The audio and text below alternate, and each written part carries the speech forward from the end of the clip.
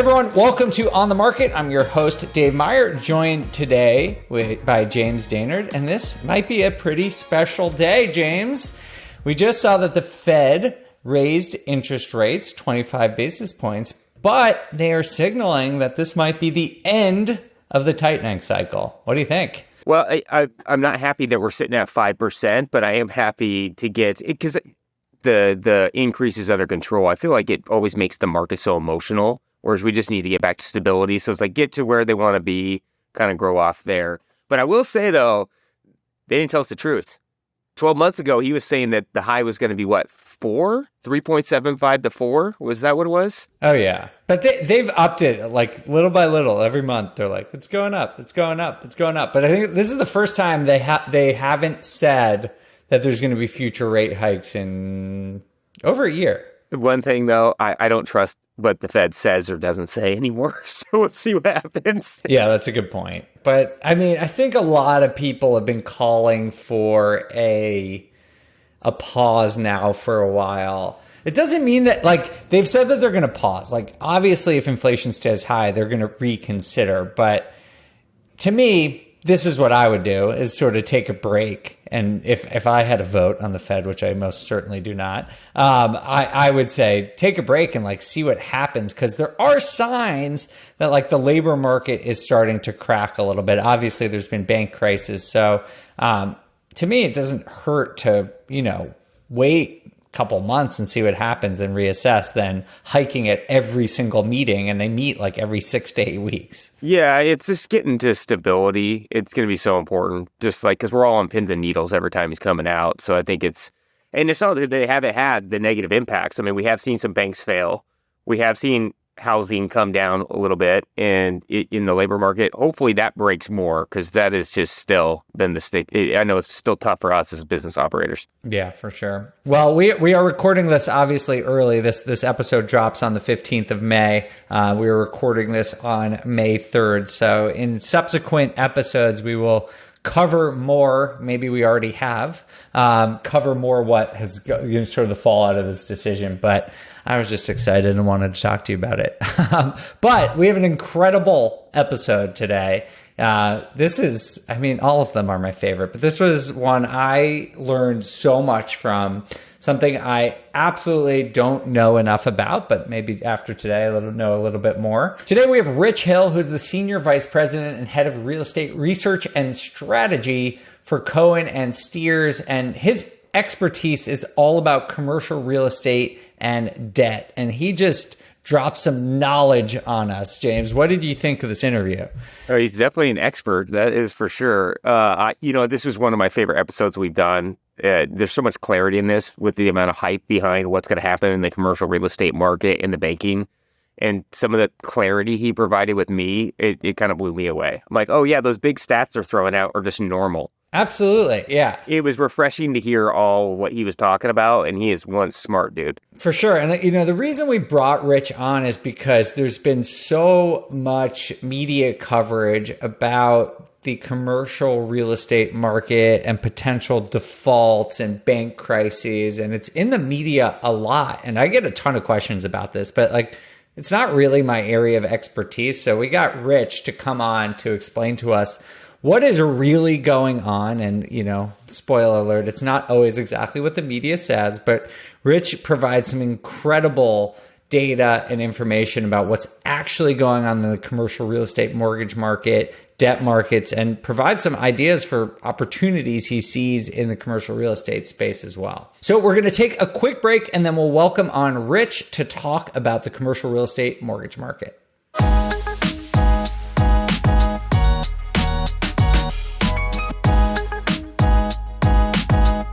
Rich Hill, welcome to On the Market. Thank you for being here.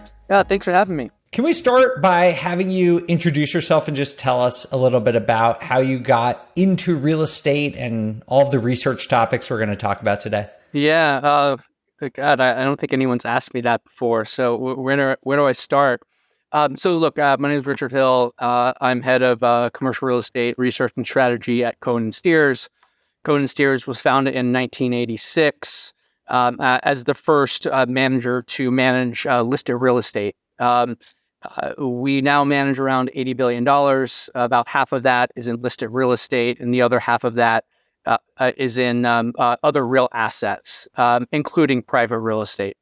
So how did I get into commercial real estate? Well, look, I grew up in a real estate family, and my dad was a mall manager. I usually joke that means he's like one step up from the janitor.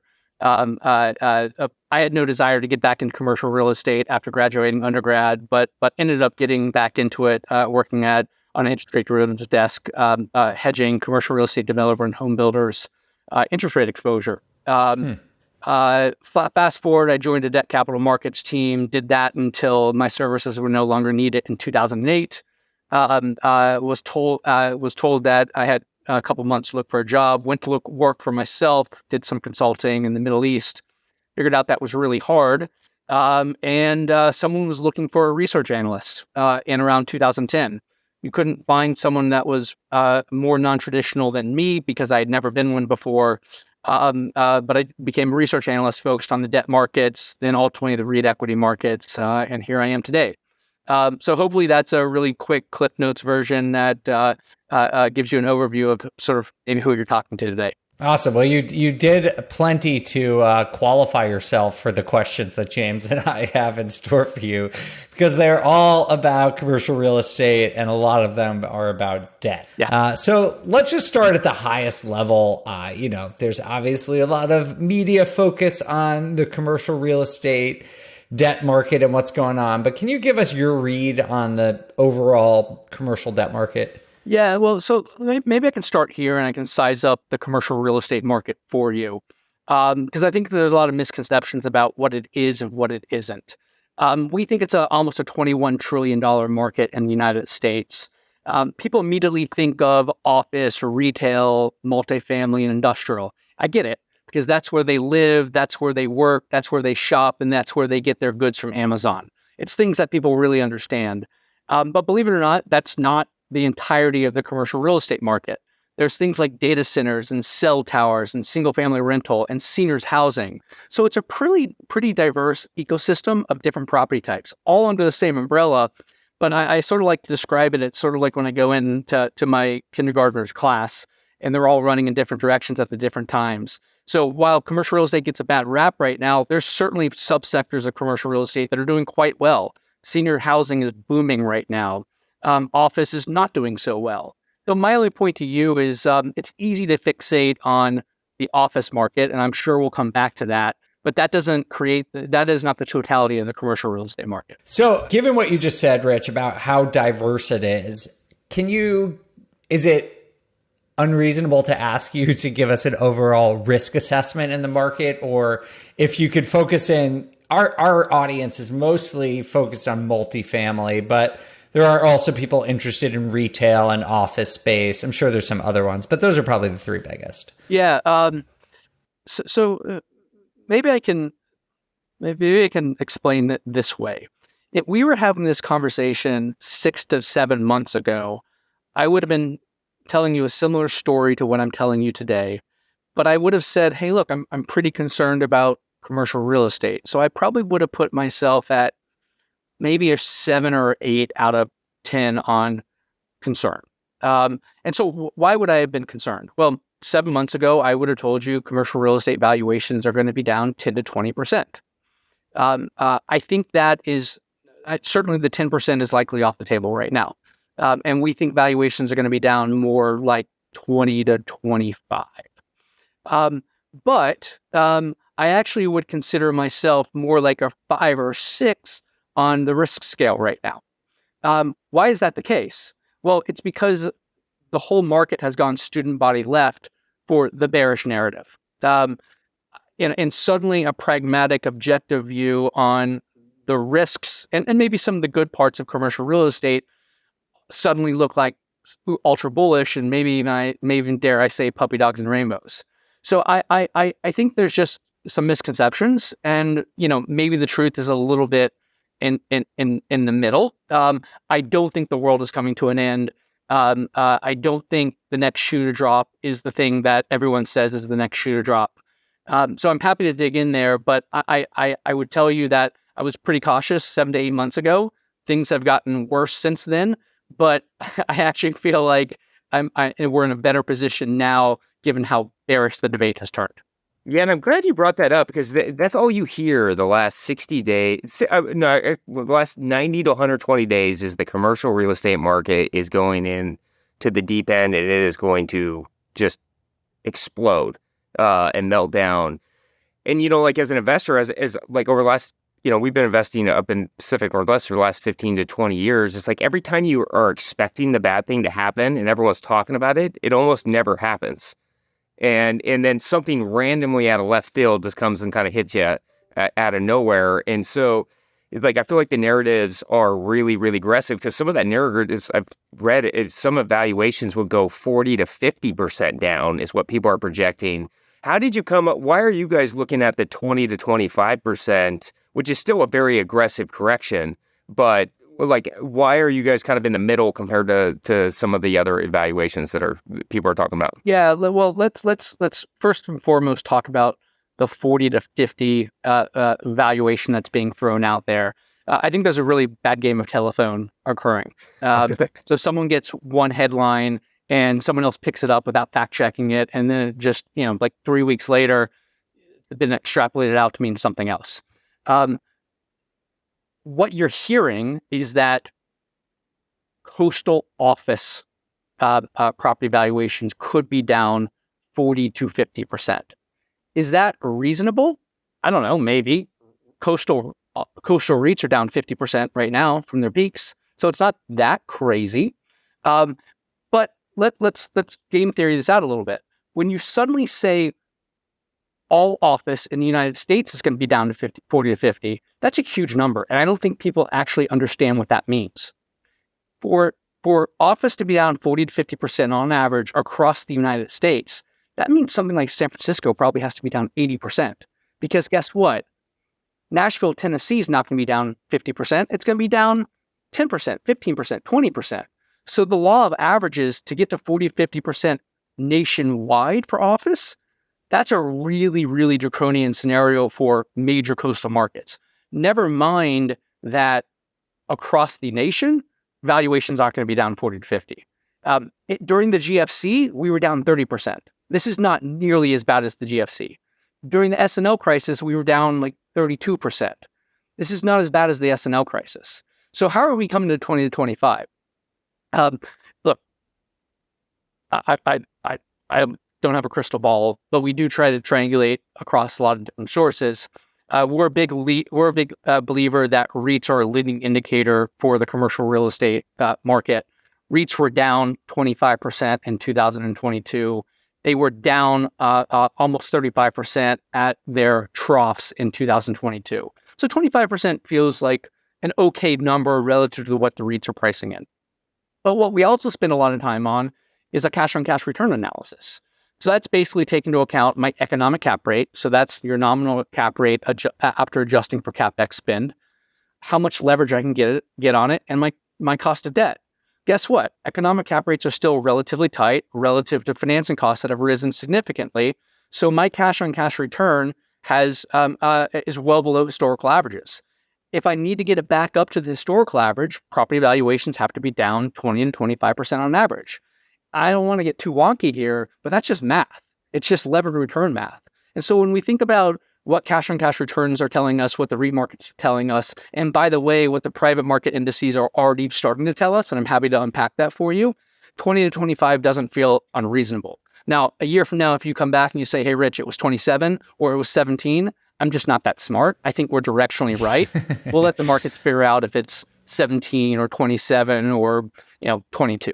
And is that across all, asset classes within commercial real estate, or you think there'll be some variance between assets? Oh, huge variance between asset types. That is a generic, the 18 subsectors that fall under commercial real estate, we think they're going to be on average down 20 to 25. You mentioned multifamily is an important asset class. That's going to hold up generically better than, let's say, office. Multifamily fundamentals are in strong footing. Industrials are on strong footing. What multifamily is dealing with has very little to do with the fundamental side of the equation. It has everything to do with the repricing of financing costs. and cap rates were below 4%, 2 years ago. That is well below where financing costs are, so you have negative leverage. You're just repricing to where the new normal is for interest rates. And again, happy to break that down, but I would not be surprised to see multifamily down, call it 10 to 15 percentage points, whereas office could be down substantially more than that. But it's on average 20 to 25. There will be some property types that do quite well. There will be some property types that don't do as well. Yeah, and I think that's the problem with the narrative is they're lumping everything into one big pond of saying that commercial real estate banking can melt down, but then the multifamily asset class that is actually seeming to stay fairly strong besides cap rate compressions, and then office is getting put in the mix. And so that's kind of where the negative, because they're, I saw there's like $4.5 trillion in US back in multifamily commercial. It's like when they go over all these stats in the media, they're always jamming it all together. Have you guys broken out like the difference between multifamily and office debt and what's coming due? Yeah. And what that's going to look like over the next 12 to 24 months? Yeah. So we spent a lot of time on this, and basically the equivalent of me hitting my head up against a wall for 2 weeks straight, trying to figure out fact from fiction. But let me give you some numbers. So I mentioned to you, well, before I go there, we think the commercial mortgage market in the United States is around $4.5 trillion. There's another $500 billion of construction loans out there. So you get to around $5 trillion of total commercial mortgages. Sometimes you will hear a number of like $5.5 trillion thrown out there. That actually includes owner-occupied properties. So what's an owner-occupied property? It's like Amazon owning its own industrial facility and putting a mortgage on it. That has a much, much different risk profile than traditional commercial real estate. So we don't include that. Sometimes you'll actually hear a number much smaller than that, and that's focused on banks. And I want to come back there for a second. But let's just focus on the $4.5 trillion for a second.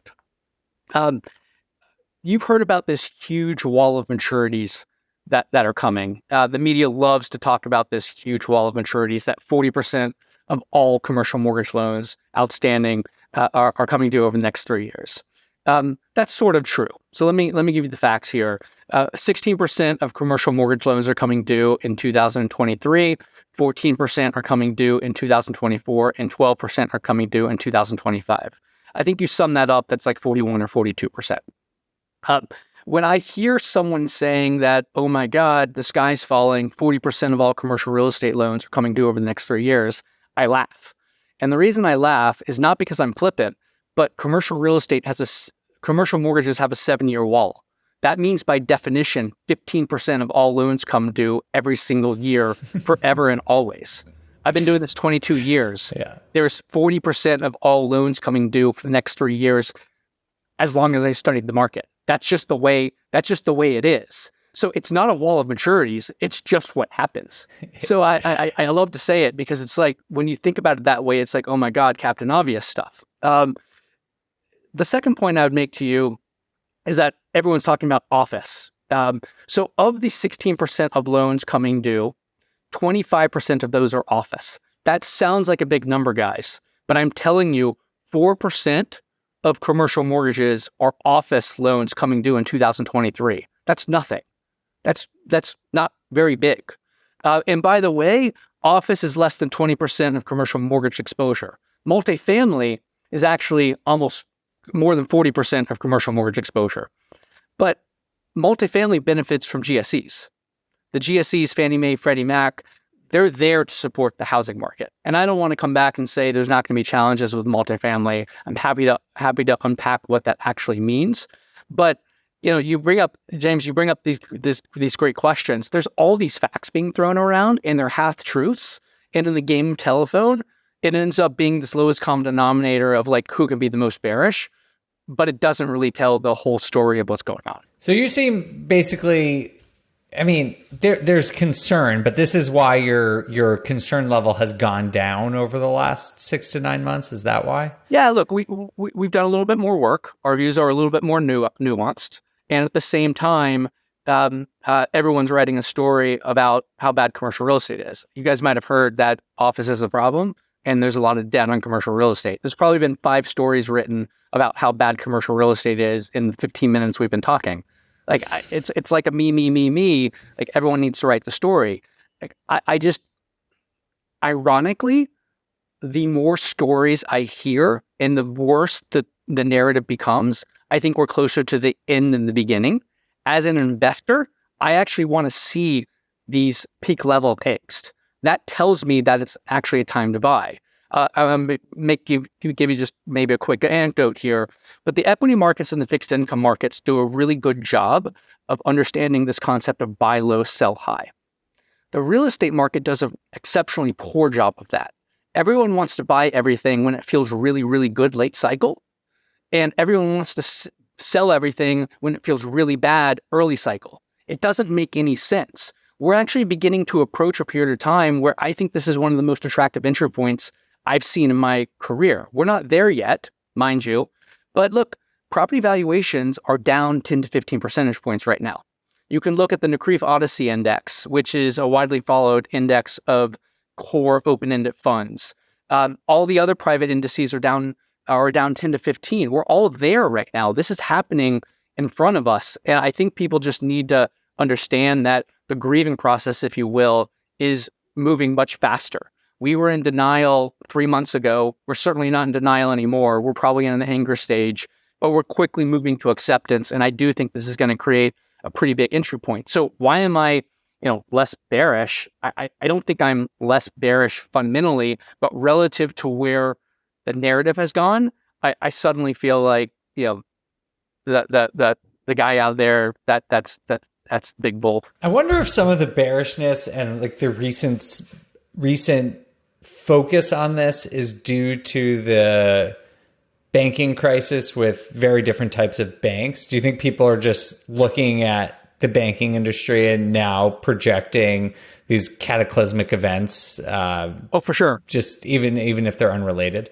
I do think they're related. Oh yeah, I mean, I just like commercial real estate and and Silicon Valley Bank. So let's break down what's actually happening in the banking sector.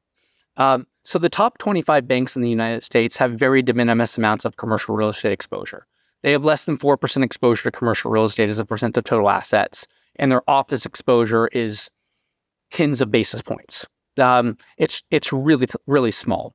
But this top 25 banks began pulling back on lending to commercial real estate 12 months ago, maybe even a little bit more than that. And as they started pulling back, regional and community banks looked to take market share. So when I talk, the reason I lead with the top 25 banks is because the FDIC and the Fed classifies anything outside of a top 25 bank as a small bank. I didn't know this stat a month ago, but do you know there's more than 4,700 banks in the United States? That's a lot. 4,700 banks. So it is true that these smaller banks have more exposure to commercial real estate. On average, it's around 20% of total assets. And there are some small banks that have upwards of 50% exposure to commercial real estate. Some even have 70 to 80% exposure to commercial real estate. But I think the market assumes that there's like 200 banks in the United States, and this exposure to commercial real estate is highly concentrated. It's just not. It's spread out across literally more than 4,700 banks across the United States. That diversity actually makes us feel a little bit better, assuming this doesn't become a huge problem. So I think people get scared about things that they can't see and they can't explain. And so you don't know what the commercial real estate exposure looks like, what the lending looks like, what the property types are across all of these banks. It's impossible to know. I'm not even sure the government, the FDIC and the Fed can really monitor all of these banks in an efficient manner. So I do think it's scary because we don't know what's out there. I do like to bring up this fact though because I think it's important. You may have heard of the CMBS market, the commercial mortgage-backed security market. What a lot of people don't remember is that the FDIC actually created this market in the aftermath of the S&L crisis. So they created this securitization vehicle to get small loans off of small bank balance sheets, and it was extremely successful. They actually used the technology again after the GFC. They issued a couple FDIC deals. Our view is that if this small bank problem is bigger than we think it is. And I want to come back to why we don't think it's as big as people perceive it to be. I think they could use this technology again to help securitize and get small loans off of small bank balance sheets. No one's talking about that, but I think it's a really good point. But I do want to spend maybe a little bit of time talking about why we don't think the risk to bank balance sheets is as big as maybe some of the media narrative suggests. So I just asked my next question, or do you want? I want to James, were you going to ask a question? Rich, you can just go into it. Or James, why don't you go? Yeah, Rich, I have one little follow-up question with something you said. I just want to ask real quick. Hey, so Rich, you had brought up that Rich, you had brought up that the 15 largest banks only have 4% of these real estate loans, these commercial loans out there. And what we have seen over the last, 48 to 36 months is a lot of investor activity because there was so much access to capital. And these small banks were being very aggressive. I know we got very favorable terms out of a lot of them on what we were buying. Yeah. What do you see happening to the market if these smaller banks are the ones that could have some potential issues there? What do you think is going to happen to the access to capital? Because once capital can get locked up, that's where we can see some market issues. Yeah. What are you guys forecasting that the requirements for getting loans and moving forward as an investor to keep purchasing? What is that going to look like with these small banks? Because if they're going to take a little bit of hits, they're going to tighten all their guidelines dramatically. Yeah. So you're asking the right question and a really important question. The first point I want to make is that lending conditions were tightening prior to these banking headlines. We spend a lot of time looking at the Senior Loan Officer Opinion Survey, and you can see that lending standards were pretty tight in aggregate. And loan demand was beginning to fall off a cliff. Why is that important? Well, if you look at the correlations between the Senior Loan Officer Opinion Survey and property prices, they are highly correlated. And where you see the Senior Loan Officer Opinion Survey from a tightening lending standard, it actually looks like valuation should be down 20% right now. We fully expect that lending standards are going to tighten more. So, if your average LTV was 50 to 55%, and I recognize some small banks were giving more leverage than that, they're going to tighten from there. But I think it's a little bit different than what the market thinks. It's not like lending standards are suddenly going to 30 or 40% LTV. Banks are just going to be a lot more selective as to who they lend to. And I think it's going to end up being a binary outcome. You can still get loans on a high quality office property right now. You just have to has to be a high quality property, and you have to be a good sponsor. If it's a low quality property of any type, good luck with that. So I think it's going to become binary. You can either get financing or you can't get it. And so that's where we think about tightening lending conditions. But mind you, look, banks are going to pull back. Maybe one of the unintended consequences and the unintended bullish things that's going to come out of this is non-bank lending.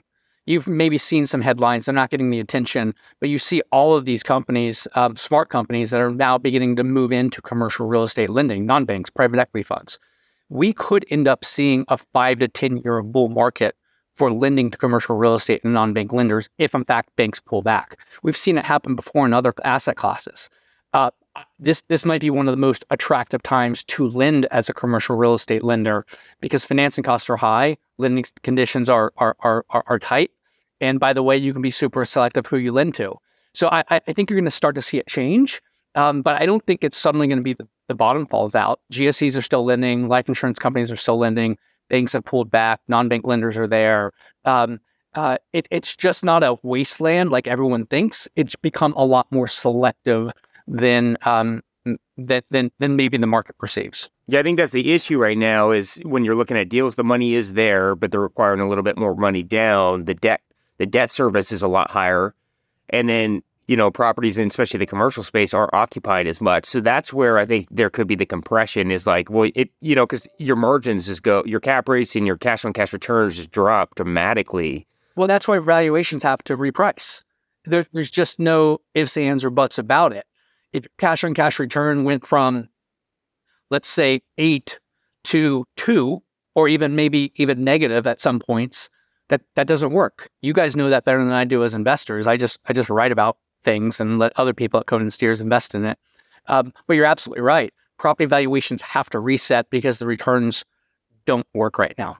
Rich, I want to get back to your your question you asked yourself before, but I have one follow-up question on this.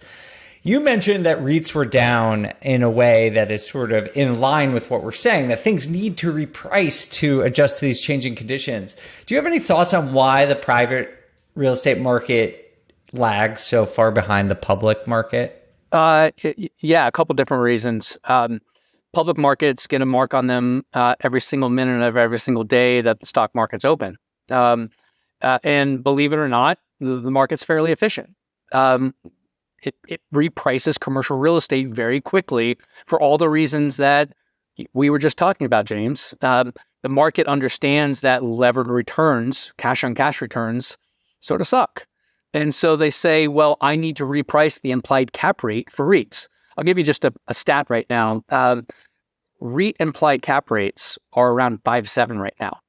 I can go out and buy very high quality apartment REITs at 5.4 and 5.5 cap rates. Like these are like super high quality REITs without naming names. The NCREIF Odyssey Index still has their apartment cap rates marked at 3.8. That's a huge difference, a huge difference. So why is the private market lagging? It's two reasons. The transaction market is non-existent right now because there's such a bid-ask spread between buyers and sellers. Buyers don't want to buy at the level sellers want to sell at because we're still going through the grieving process. So when there's no transparency on where properties are trading, you have to rely on appraisals. And appraisals are really hard. It's not easy being an appraiser right now. They are slowly bringing back their property valuations because they're recognizing that the financing costs are higher than where cap rates are, but it's a slow moving train. This is playing out similarly to how we've seen every other single downturn. The property market, the listed market declines. It leads. By the way, when private markets start to decline, that's usually the final leading indicator that it's the time to buy REITs. It's just a lead-lag relationship. Public markets get a mark on them of every minute of every hour of every day, and the private markets take time to correct.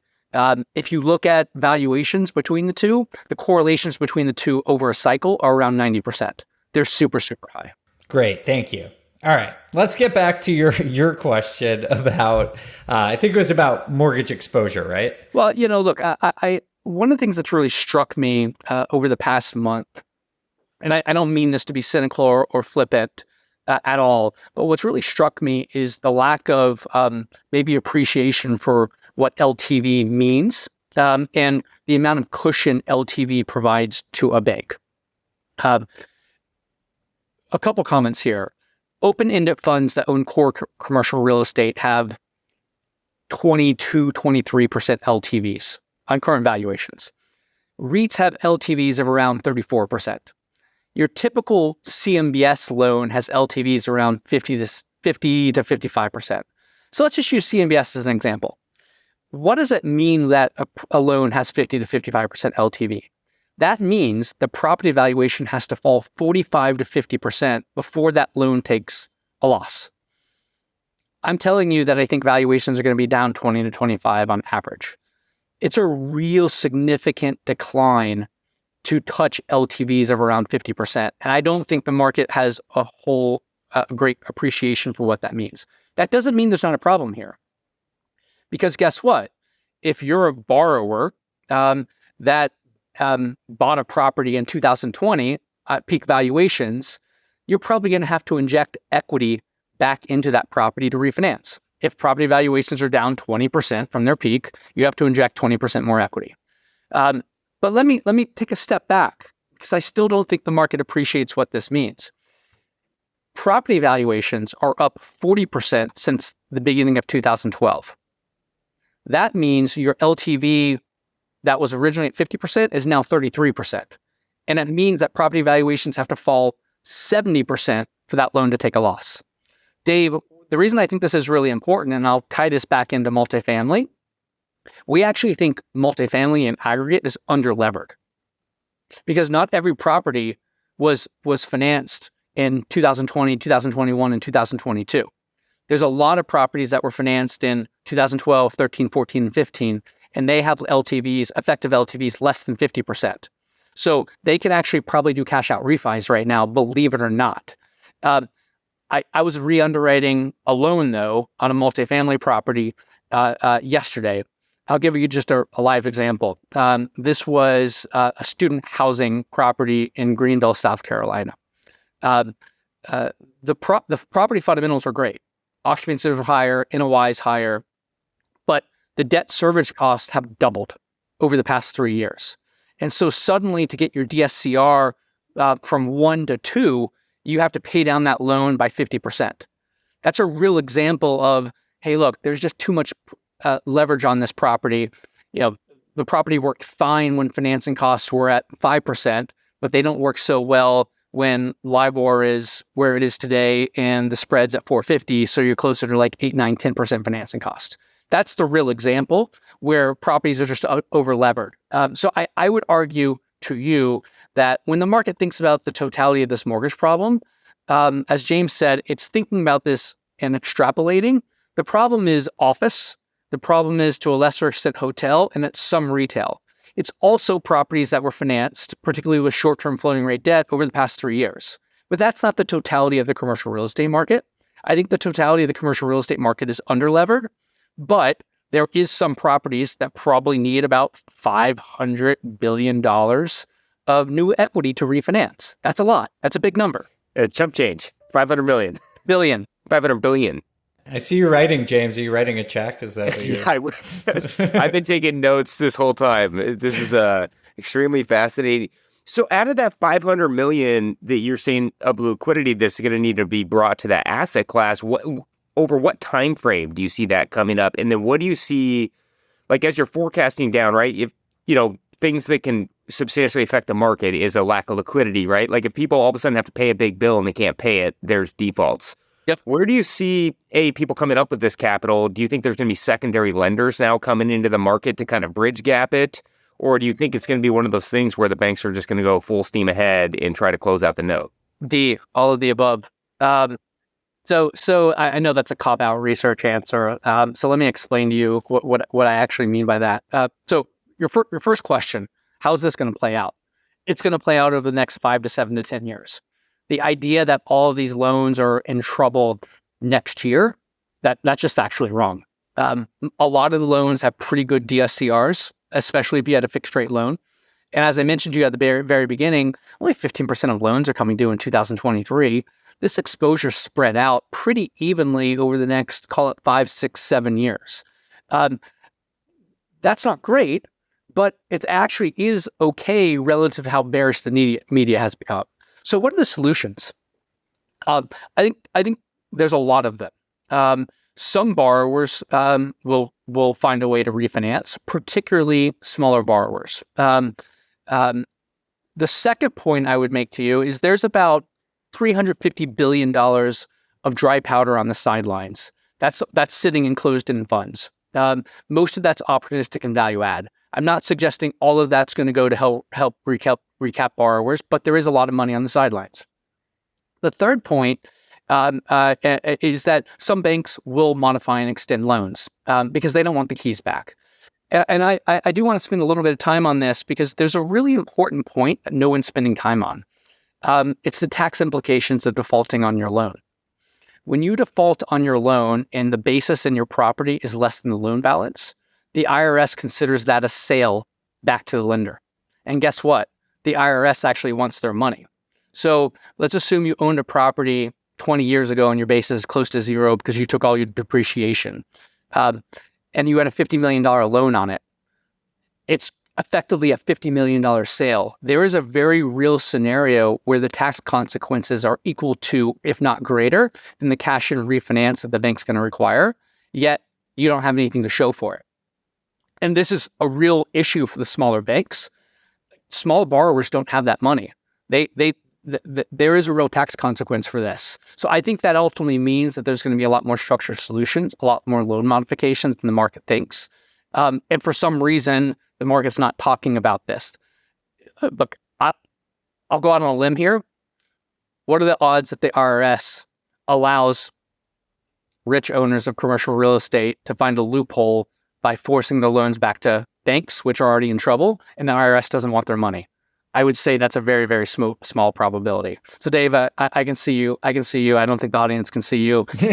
I see you somewhere between smirking and shocked and surprised. But look, I think it's very real, and there's some people that are a lot smarter than me, and frankly a lot wealthier than me, that are bringing this up to my attention, saying it's not so easy just to default on your loan. I didn't even know that, James. Did you? I've never even thought about that. That was my smirk. I was kind of just shocked. It's really interesting. I think it's called 1099-C. The bank will actually send you a 1099-C form when you default on your loan. Wow. Kicking someone when they're down.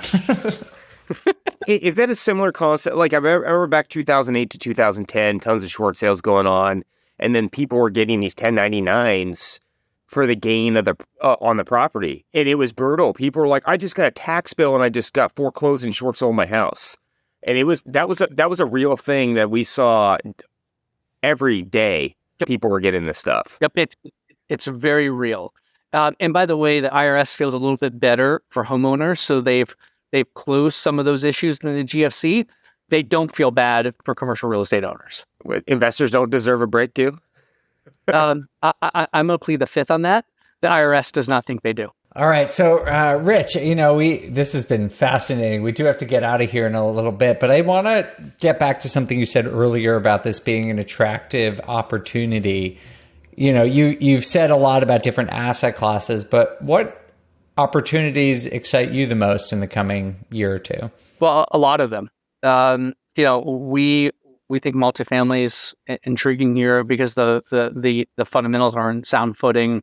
We happen to like listed apartments more than we like private apartments, although private apartments are resetting very quickly right now in terms of a cap rate.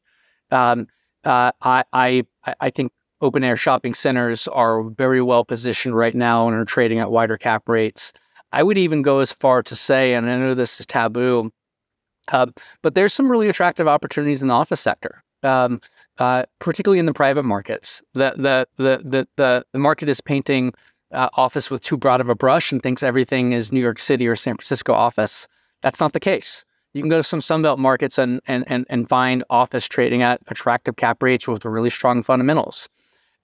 So look, I don't want to say that the opportunities are limitless, but there's a lot of opportunities out there. I would go as far to say that, heading into 2022, we were sitting here scratching our heads saying, stuff feels really expensive. What are we supposed to do?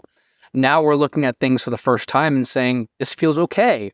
We're actually getting back to decent levels.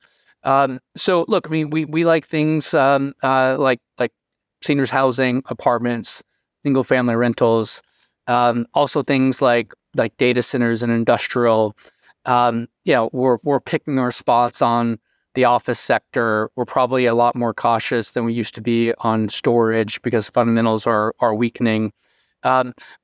But I do think that this is going to be a really big opportunity to pick up assets across the spectrum at levels that we haven't seen in quite some time.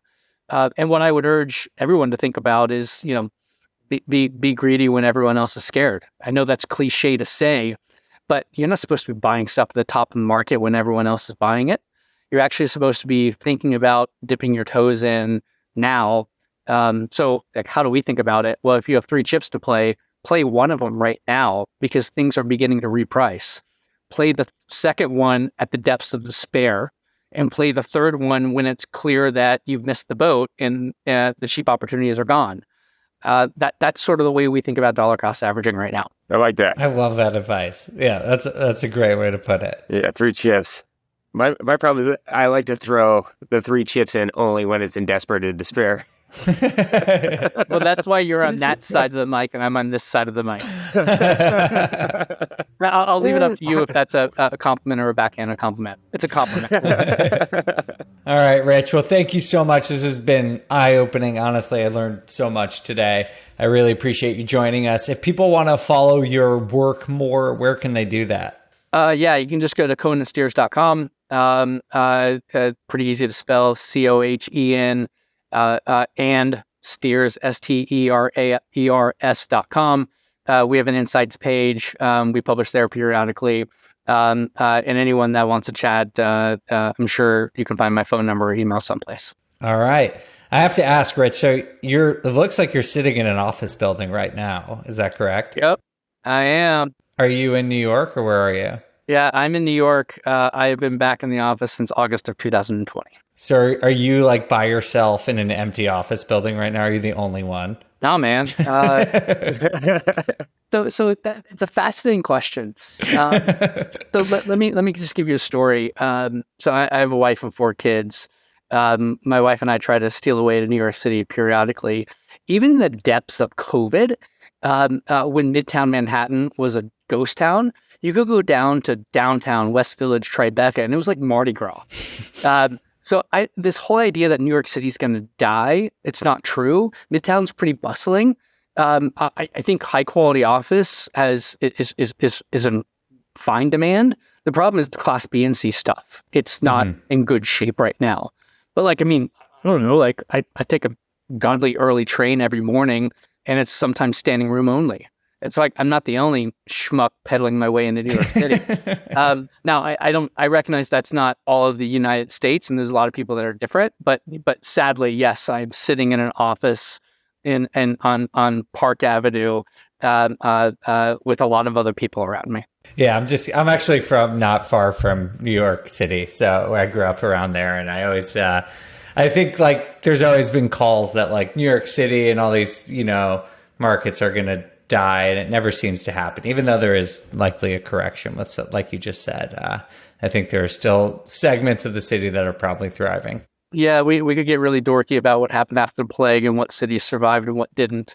If you actually want a really interesting story about how a city does die, look at Siena in Italy post-plague, and I'll leave you with that. It's a pretty fascinating story about how one of the great cities of the world can not survive post a radical change. Yeah, my data doesn't go back to the plague, but I'll check it out. You don't know what cap rates were then? No. For some reason, CoStar doesn't have all the data back to Middle Ages Italy. All right. Well, we really appreciate you being here, and hopefully we'll have you back again to see once this is all played out a little bit. Yeah, you can tell me everything I got wrong, but thanks for having me, guys. Yeah, it's good meeting you, Rich. Yeah, likewise.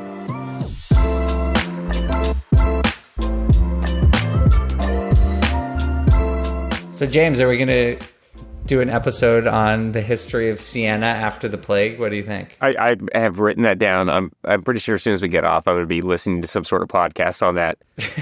Why don't you just come over to Europe? I'll meet you down there.